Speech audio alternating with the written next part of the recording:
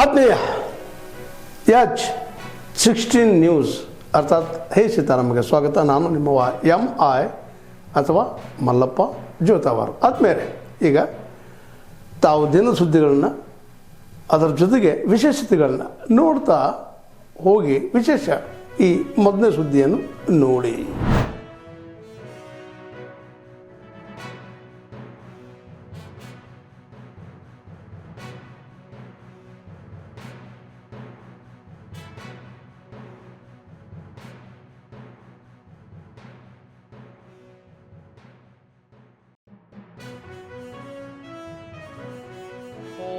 Maritime democracies located at different ends of the Indo-Pacific.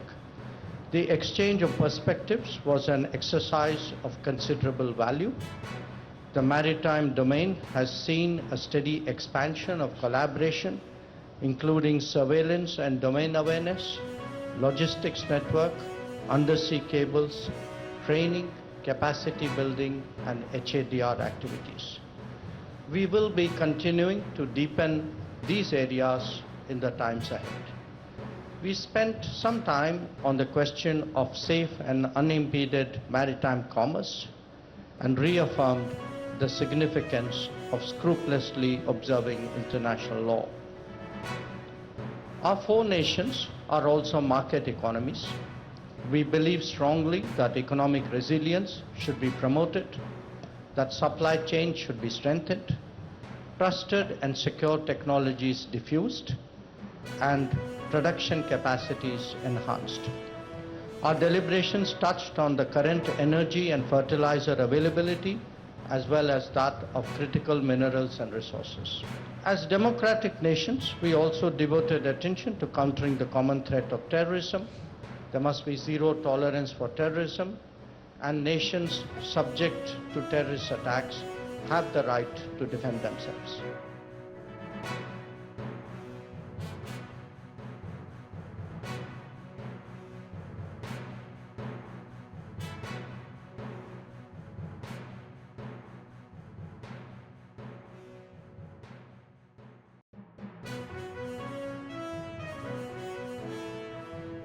And I'm very happy today that as a result of the work that our teams have been doing leading up to this conversation today and our conversations today, we have real concrete achievables that we can announce to our respective countries and to the world.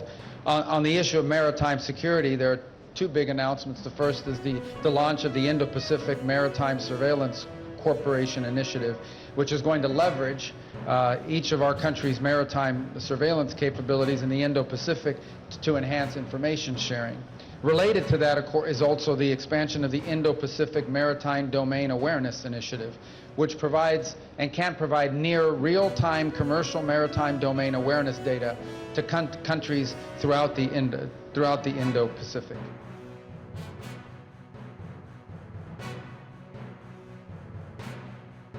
Weeks ago, and I know how important this will be to that country. It's a practical demonstration of our collective ability to deliver high-quality, resilient infrastructure in partnership with the region and in response to Pacific priorities. The outcomes we've delivered to date is that we are delivering as a collective undersea cables to all Pacific Island Forum countries, which enhances economic opportunities. We are also working together to strengthen cooperation against scam centres, particularly in Southeast Asia, building law enforcement capacity and deepening cyber cooperation. These are just some of the measures, practical measures, Quad countries are engaged in. We know we are stronger when we work together.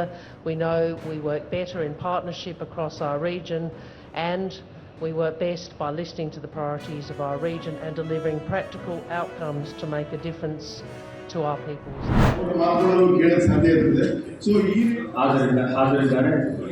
ಸವಾಲುಗಳಿಗೆ ಒಂದಿಷ್ಟು ಪೂರಕವಾಗಿ ಪ್ರಕಟಿಸುತ್ತಾರೆ. ಈ ಒಂದು ಸಭೆಯಲ್ಲಿ ಭಾಗವಹಿಸಿರ್ತಕ್ಕಂಥ ನೀವು ಭಾರತದ ಇತಿಹಾಸ ನೋಡಬೇಕು. ಜೊತೆಗೆ ಹೇಳಿದ್ರೆ ನಮ್ಮ ರಾಜ್ಯದ ನಮ್ಮ ಹಳ್ಳಿಯಲ್ಲಿ ಸಂತೃಪ್ತಿ ಅಥವಾ ಸ್ವಾಭಿಮಾನ ಅದನ್ನ ಸಾಕಾರಗೊಳಿಸಲಿಕ್ಕೆ ನಾವು ಸರ್ಕಾರ ಇದೇ ವಿನಂತಿಯನ್ನು ಮಾಡ್ತೇನೆ.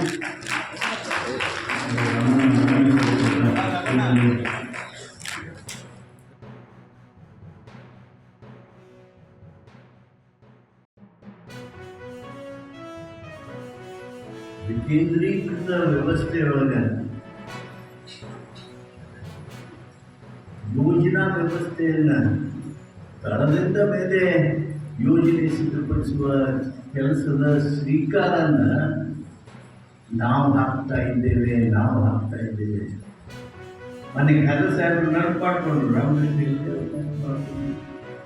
ನಜೀರ್ ಸಾಹೇಬರು ನೆನಪು ಮಾಡಿಕೊಂಡ್ರು. ನಾವು ಗೌರವಿಸುವಂಥ ಅತ್ಯಂತ ದೊಡ್ಡ ನಾಯಕರುಗಳು. ನಜೀರ್ ಸಾಹೇಬರದ್ದು ನಮಗೆ ಕುಟುಂಬದ ಸದಸ್ಯರಿದ್ದಾರೆ. ನಮ್ಮ ನಾಯಕರು KH ಪಾಟೀಲರು DR ಪಾಟೀಲರನ್ನ ಹೆಂಗೆ ಕರೆದಿದ್ರು ಹಂಗನ ನಜೀರ್ ಸಾಹೇಬ್ರನ್ನ ಕರೆದಿದ್ರು. ಅಷ್ಟು ನಮ್ಮ ಅವರ ಸಂಬಂಧ ಸಂಪರ್ಕಗಳು. ಅದೇ ರೀತಿಯಾಗಿ ಹೆಗಡೆಯವರ ಬಗ್ಗೆ ವಿಶೇಷ ಗೌರವ. ಆ ಕಮಿಟಿ ಒಳಗೆ ಪುಣ್ಯದಿಂದ ನಾನು ಸದಸ್ಯರಿದ್ದೆ, ನಾರಾಯಣ ಸ್ವಾಮಿಯವರು ಸದಸ್ಯರಿದ್ದರು, ಗೋರ್ಪಡೆಯವರು ಸದಸ್ಯರಿದ್ದರು, ಮತ್ತು ಈ ವ್ಯವಸ್ಥೆ ಒಳಗೆ ಸಾಕಷ್ಟು ಕೆಲಸ ಮಾಡಿದಂಥ ಜಾರ್ಜ್ ಮ್ಯಾಥ್ಯೂ ಅಂತೇಳಿ ನಿಮಗೆಲ್ಲ ಕೇರಳದಿಂದ ಬಂದವರು ನಿಮಗೆ ಪರಿಚಯ ಮಾಡ್ತಿದ್ದೆ. ಅವರು ಈಗ ಒಟ್ಟು 23 ಮಂದಿ ಇದ್ವಿ ನಾವು ಸದಸ್ಯರು. ಆ 23 ಮಂದಿ ಕೂಡಿ ಒಂದು ಸಮಗ್ರ ಬದಲಾವಣೆಯನ್ನು ನಿಮ್ಮ ಕಾನೂನಿಗೆ ತಂದಿದ್ವಿ. ಆ ಸಮಗ್ರ ಬದಲಾವಣೆ ನಾವು ಏನು ತಂದಿದ್ವಿ ಆ ಎಲ್ಲ ಬದಲಾವಣೆಗಳನ್ನು ಕಾನೂನನ್ನಾಗಿ ಮಾರ್ಪಾಡು ಮಾಡಿದಂಥ ಶ್ರೇಯಸ್ಸು ಸಿದ್ದರಾಮಯ್ಯ ಸರ್ಕಾರಕ್ಕೆ, HK ಪಾಟೀಲರಿಗೆ ಹೋಗ್ತದೆ.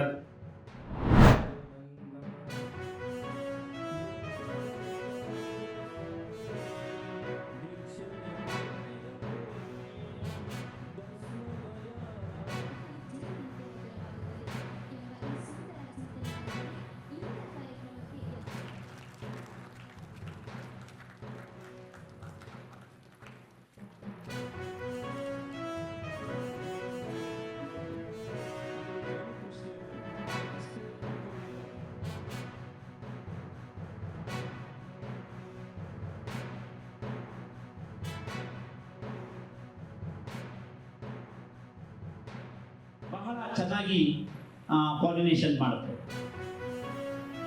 ತುಳುವೆ ಜೇನು ಇರ್ಬೋದು, ಅಂದರೆ ನಾವು ಎಪಿಸ್ ಸೆರೆನಾ ಇಂಡಿಕಾ ಅಥವಾ ರೈಗೋನಾ ಇಂಡಿಪೆನ್ಸ್ ಇರ್ಬೋದು, ಅಥವಾ ಆ್ಯಪಿಸ್ ಡಾರ್ಸೆಟಾ ಇರ್ಬೋದು, ಅಥವಾ ಮಲ್ಲಿಫೆರಾ ಇರ್ಬೋದು, ಆ್ಯಪಿಸ್ ಗ್ಲೋರಿಯಾ ಇರ್ಬೋದು. ಇವೆಲ್ಲವೂ ಕೂಡ ಒಂದು ರೀತಿಯಲ್ಲಿ ಎಲ್ಲ ರೀತಿಗೂ ಬೆಳೆಗಳಿಗೂ ಪರಾಗಸ್ಪರ್ಶವನ್ನು ಮಾಡ್ತಕ್ಕಂಥವು. ಇವುಗಳೇ ನಾಶ ಆದರೆ ಮುಂದೆ ಏನು ಪರಿಸ್ಥಿತಿ ನಮ್ಮದು? ಅದಕ್ಕಾಗಿ ತಜ್ಞರ ಜೊತೆಯಲ್ಲಿ ಇವತ್ತು ಆ ಒಂದು ವಿಷಯದಲ್ಲಿ ಅವರು ಸರಿಯಾಗಿ ನಿಮಗೆ ತಿಳುವಳಿಕೆಯನ್ನು ಕೊಡ್ತಾರೆ. ಏಕೈಕ ಉದ್ಯಮ ಯಾವುದಂದ್ರೆ ಜೇನು ಕೃಷಿ. ಇದಕ್ಕೆ ಯಾವುದೇ ಪ್ರಬಂಧವಿರ್ತಕ್ಕಂಥ ಭೂಮಿ ಬೇಕಾಗಿಲ್ಲ, ವಿದ್ಯುತ್ ಶಕ್ತಿ ಬೇಕಾಗಿಲ್ಲ, ನೀರು ಬೇಕಾಗಿಲ್ಲ. ನೀವು ನಿಮ್ಮ ಮಾಡತಕ್ಕಂಥ ಕೃಷಿಯನ್ನ ಬದಿಗಿಟ್ಟು ಇದನ್ನೇ ಮಾಡ್ಬೇಕಂತ ಏನಿಲ್ಲ. ನೀವು ಫೋಕಸ್ವಾಗಿ ಮಾಡ್ಕೊಬೋದು. ಮಾಡ್ಕೊಳ್ಳೋದ್ ಮುಖಾಂತರ ನಿಮ್ಮ ಇಳುವರಿಯಿಂದ ಜಾಸ್ತಿ ಮಾಡ್ಕೊಬೋದು, ನಿಮ್ಮ ಆರೋಗ್ಯ ಸುಧಾರಣೆ ಮಾಡ್ಕೊಬೋದು, ನಿಮ್ಮ ಒಂದು ಆರ್ಥಿಕತೆಯನ್ನು ಸುಧಾರಣೆ ಮಾಡ್ಕೊಬೋದು. ಈಗ ಡಾಕ್ಟರ್ ಹೆಗ್ಡೆ ಅವರು ಸುಮಾರು 1500 ಜೇನು ಕುಟುಂಬಗಳನ್ನ ಸಾಕಾಣಿಕೆ ಮಾಡ್ತಿದ್ದಾರೆ. ಒಂದು ವರ್ಷಕ್ಕೆ 4 ರಿಂದ 5 ಸಾವಿರ ಕೆಜಿ ತುಪ್ಪವನ್ನು ಉತ್ಪಾದನೆ ಮಾಡ್ತಿದ್ದಾರೆ. ರಾಸಾಯನಿಕ ಕೃಷಿ ಅಧಿಕವಾಗಿ ನಡೀತಾ ಇದೆ. ರಾಸಾಯನಿಕ ಕೃಷಿ ಅಧಿಕವಾಗಿ ನಡೀತಾ ಇರೋದ್ರಿಂದ ಈ ಜೇನು ಸಂತತಿ ತುಂಬ ವಿನಾಶದ ಅಂಚಿಗೆ ಹೋಗ್ಬಿಟ್ಟಿದೆ. ವಿನಾಶದ ಅಂಚಿಗೆ ಹೋದರೆ ಇಡೀ ಮಾನವ ಸಂಕುಲಕ್ಕೆ ಮತ್ತು ಜೀವ ಸಂಕುಲಕ್ಕೆ ಆಹಾರ ಭದ್ರತೆ ಬೇಕಾಗಿರೋದ್ರಿಂದ ಜೇನು ಸಾಕಾಣಿಕೆ ತರಬೇತಿ ಕಾರ್ಯಕ್ರಮಗಳು ಬೇಕು. ಈ ಥರ ಕಾರ್ಯಕ್ರಮಗಳು ತುಂಬ ಅಗತ್ಯವಾಗಿರೋದ್ರಿಂದ ನಮ್ಮ ರೈತರು ಆರ್ಥಿಕ ಸಬಲರಾಗಬಹುದು ಅನ್ನೋ ಒಂದು ಉದ್ದೇಶ ಈ ಜೇನು ಸಾಕಾಣಿಕಾ ತರಬೇತಿಗೆ ಇದೆ ಅನ್ನೋದು ನನ್ನ ಅನಿಸಿಕೆ. ಸ್ಪರ್ಶ ಅನ್ನತಕ್ಕಂಥ ಕ್ರಿಯೆ ನಡೆದಾಗ ಈ ಕೃಷಿ ಚಟುವಟಿಕೆ ಉತ್ತಮವಾಗಿ ಬರ್ತವೆ. ಉತ್ತಮವಾದ ತಳಿ ಅಂದರೆ ಇಳುವರಿಯನ್ನು ಪಡೆಯೋದಕ್ಕೆ ಸಾಧ್ಯ ಆಗ್ತದೆ ಅನ್ನತಕ್ಕಂಥದ್ದನ್ನು ಈ ತರಬೇತಿನಲ್ಲಿ ಮಾಹಿತಿಯನ್ನು ನೀಡಿದರು. ಹಾಗೆ ಇದೇ ಜೇನು ಸಾಕಾಣೆಯನ್ನೇ ಒಂದು ವೃತ್ತಿಯನ್ನಾಗಿ ಮಾಡಿಕೊಂಡ್ರೆ ಒಬ್ಬ ಕೃಷಿಕ ಬದಲಿ ಆದಾಯದ ಒಂದು ಸೃಷ್ಟಿಯನ್ನು ಮಾಡೋದಕ್ಕೆ ಸಾಧ್ಯ ಆಗ್ತದೆ ಅನ್ನತಕ್ಕಂಥ ಮಾಹಿತಿಯನ್ನು ಕೊಡಿದ್ರು.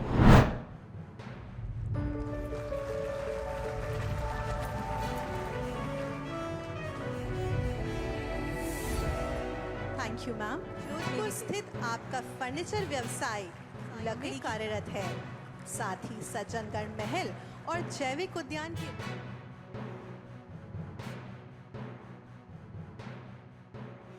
7 crore enterprises. As of now, you're adding 25 lakh new MSME beneficiaries to the list by 2028.